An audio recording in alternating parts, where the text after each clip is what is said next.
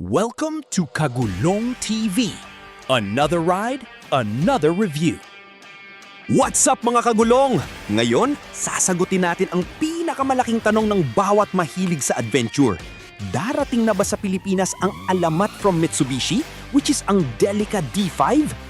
Ayon sa mga mainit na balita sa industriya, ang inaasahang opisyal na pagdating ng rugged van na ito sa local market natin ay nakaset sa late 2026 hanggang early 2027.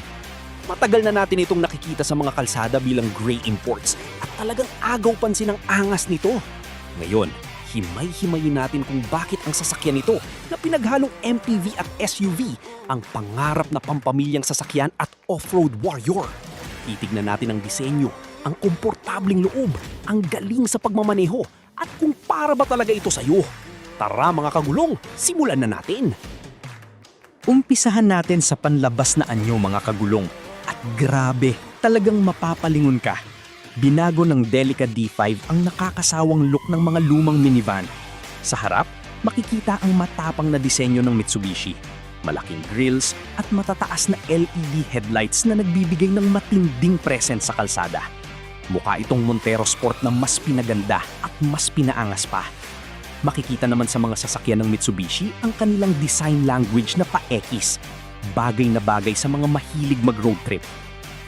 Sumakay naman tayo sa loob kung saan pinagsama ang premium na luwag at tibay. Maganda ang mga materyales na ginamit at napakaluwag ng espasyo. Pwede kang pumili ng 7 upuan o 8 upuan at siguradong komportable ang lahat mula sa unahan hanggang sa ikalawang row.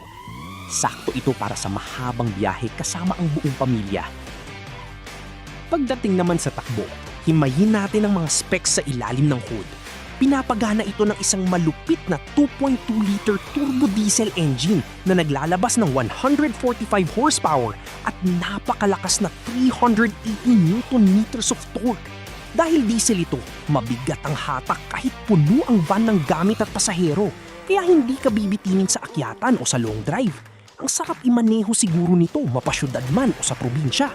Dagdag mo pa dyan ng smooth na 8-speed automatic transmission at ang pinakamalupit na feature mga kagulong, ang super all-wheel control system at selectable 4WD ng Mitsubishi. Gamit ang rotary dial, pwede kang mamili sa 2WD para makatipid sa gas sa sementadong kalsada o kaya i-lock sa 4WD para lusungin ng mga lubak, putik at baha. May clearance pa itong 185mm kaya kahit saan mo dalhin, kampante ka. Para itong SUV kung magmaneho pero may luwag ng isang malaking van. Pag-usapan natin ang mga bentahe at mga dapat i-consider. On the positive side, panalo ang 4x4 capability nito na hinaluan ng MPV body. Malakas ang makina at napakaraming pwesto para sa pamilya. Sa kabilang banda naman, dahil medyo malaki ito, medyo challenging mag-park sa masisikip na lugar, lalo na sa Metro Manila.